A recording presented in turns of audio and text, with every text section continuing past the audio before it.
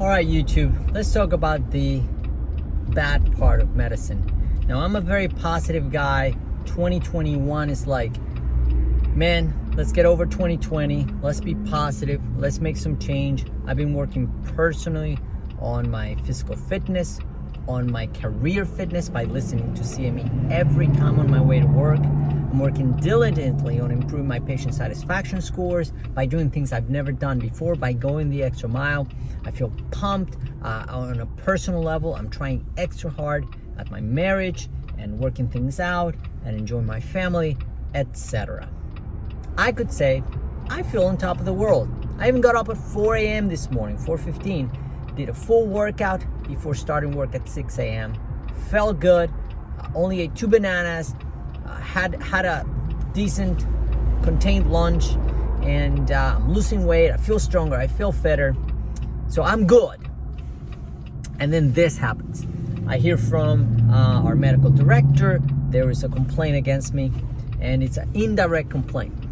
So we know what virus is going around. I just won't say which one because YouTube flags these kinds of videos, but you know the virus I'm talking about. I see a patient who's older age, 83 years old, who has the virus.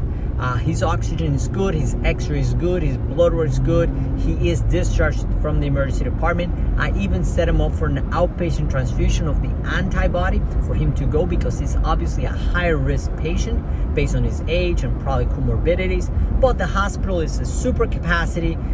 We can't admit everybody with COVID. He's not hypoxic. He doesn't look in distress. He's sent home. 2 days later, the patient deteriorates, is feeling worse, is having hard trouble breathing. They take him to a different hospital.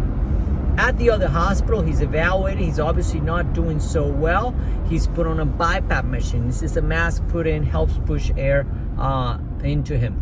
And he's admitted to the hospital. Obviously, at that point, they treat him a little more aggressive with inpatient medications that you don't do as an outpatient.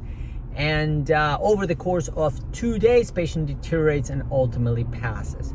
Now, this is a sad story. It's not a story that we want to hear, but it's a story that's way too common. It is COVID. It is a morbid, mortal disease, especially in the elder population. But we're also having these guidelines that change every shift, seems like every week. Some medications work, then some don't. You should be sending this home. The hospital's full, send people home. Now we're not full, you can admit them. It's just a constant change. Now, the government declared this a pandemic, and in doing so, because of the emergency nature of the pandemic and the ever so changing treatment guidelines, there is really no standard of care. We choose what we do on each patient based on the best of our knowledge. There's no clear pathway, or if this A, if this B. It's that's why it's the art of medicine. There's no black and white. There's a lot of gray zones. But the real sad part of the story is how other colleagues portray the care provided by myself to this patient and therefore their family. I mean, I'm saddened by the fact this patient passed. I feel horrible. I don't want them to pass. I thought the patient was stable enough to go home. But we know that with COVID, things can change, and we always tell me, if you feel worse, if your oxygen drops, if you're not improving, 24, 48 hours, come back to the ER, we'll check you again. Now they went to another ER, and the doctor who sees them in the other ER comes out and says, well, you know, if they would have brought him here and I would have seen that patient, I would have never sent him home. I would have admitted him to the hospital, and with the treatment, he would not be dead. Man, so what do you expect the family to do? They're pissed off. They're super mad at me. You know, at that point, they probably don't even remember my name. They will now once they research the chart and stuff. But that doctor's inciting liability issues that he should understand that deterioration in this disease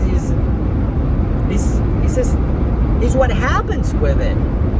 you know, that just because 2 days later you can say, oh, this patient is sick enough to come to the hospital. I could have said that. I mean, but hospital to hospital, these issues are different. They're not the same. Things change. The status of the patient changes. So the judgment you make 2 days later is not the same as made. And this patient, very sad. Again, I can't say but saddened by the ultimate outcome. But deteriorates over 2 days to be taken to a hospital, and then over 2 more days to his ultimate outcome of passing. It's just, I'm not upset at the family. Of course, they don't know medicine. A doctor told him this other doctor messed up. He shouldn't have sent him home. If I would have seen him, he would be alive. Well, good for you, other doctor. I mean, I guess you are God and you can predict the future and you can save all your patients. Well, you know what? I'm human. I don't know the future, and the best I can do is use the tools that are given to me, the risk management, the literature I've read and studied tons about COVID, because I do want to provide the best care I can to my patients. The frustrating part is there's not much to do when people are sent home. You got steroids for the more sicker patients, of course, breathing treatments, they're wheezing, they're coughing, cough medicine and stuff like that. But it's only the inpatients who get the fancy IV medicines, the plasma transfusion, which they're actually not doing so much anymore. The infusion of the monoclonal antibodies certainly makes a difference, but in our area it's only available outpatient and with a special sheet, and you fill it out and they call the patient, they set it up and they go somewhere and they get it. It's not even available in the emergency department itself. So why is this so frustrating to me? Well, because you go into work pumped to help people, to save them, to make the best judgment, thinking of yourself, I am a good doctor. I am here to take care of my patients. I am here to make a difference. And then you hear about this doctor who makes an inciting comment to a family who's already upset. There's just no reason to do that. Am I wrong? I mean, what good can come of that kind of comment? Certainly the family already think, oh, I wonder if that doctor should have sent him home then. And then well, anyway, the point of the video is, yes, I'm upset. As in, not upset mad. I'm upset like it questions how good a doctor am I? You know, do I need to study more? Do I need to do better? And I go back and check the chart. I'm like, this is the same patient I've sent home 20, 30 other times this month. There's no way for me to have done better other than admitting all of those patients, which is not possible. So as frustrated as I am, as nauseated in the pit of my stomach, broken that I am by this complaint, this review, I still love medicine. I still want to do what's best, but somehow I gotta take this and lock it in the back of my head and not think about it. Otherwise, my practice is gonna suffer tomorrow when I come back to work, because I'm gonna come back not pumped up, not happy to be there, not looking forward to taking care of my patients, and I'm gonna be like, whoa, oh, patients are after me. This patient's gonna complain, and that doctor's, you know, you can't go to work with that kind of attitude. You can't do emergency medicine thinking people are after me, even though they are, because then you can't practice. Or you practice a medicine that's suboptimal, that is defensive instead of proactive. And then it jades you against patients because you're afraid of their complaints. I don't know. I'd love to know what you all think about this.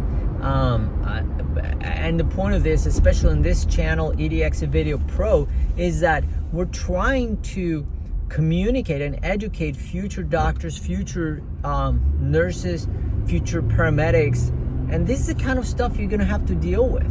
That you did a job, you're well educated, you're well trained, and you did your best judgment, and bad outcome happened.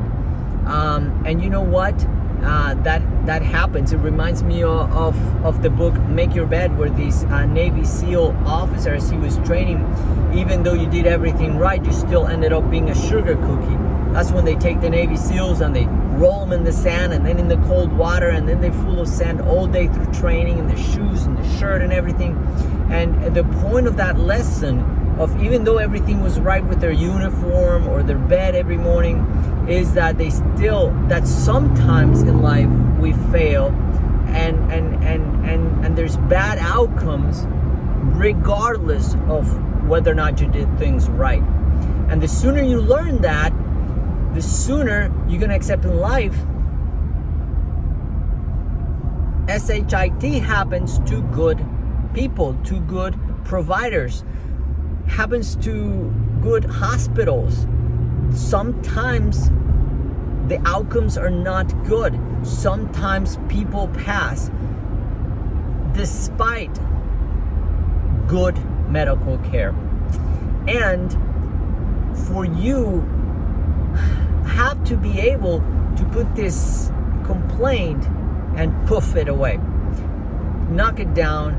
And now I'm driving home, I'm trying to get out of my system before I get home, communicating it to you, and get home and have a happy face for my 4 kids and my wife, who's gonna ask, what's wrong, what's going on, why are you upset, and then tell the same story again. So I don't want to do that. I want to come home and be present. I don't want to be thinking about those kinds of things. And I don't want it to come back and haunt me tomorrow when I'm trying to see new patients and I have the same scenario on the same patient. I mean, sometimes you can learn from your case. Sometimes you can learn something. Oh man, you know what? I didn't notice this lab. I didn't notice this in his x-ray. I didn't notice his oxygen was down. But in this particular scenario, there was no judgment error. There was no red flags to the outcome, the ultimate outcome. So if you are a pre-med, if you're a pre-nurse, nurse, paramedic, resident practice, do it and do that. It's just gonna happen, and you just need to know that. And you have to learn the resilience, to take it in, acknowledge that the complaint's there, take the opportunity to examine your own practice. Certainly study more, that don't hurt. Maybe have a little extra acuity next time and say, boy, you know what, based on that other case, I feel a little more uncomfortable. Maybe I should consult this or that. And that's the best you can do. And then you got to move forward and still have that good disposition, positive attitude, because that's what you're there for. You need to bring good care, joy. You need to be contagious. You need to change those around you for the better. Not just your patients, but your colleagues, your nurses, your techs, and the people in the emergency department. If you come tomorrow to the emergency department after something like this, upset and your head down and questioning yourself, it's only gonna hurt more people, more patients in your hospital. So that's what I gotta say about that. Anyway, we'll see you in the next video. All right, guys? Dr. Carlo Oyer signing off. Bye-bye.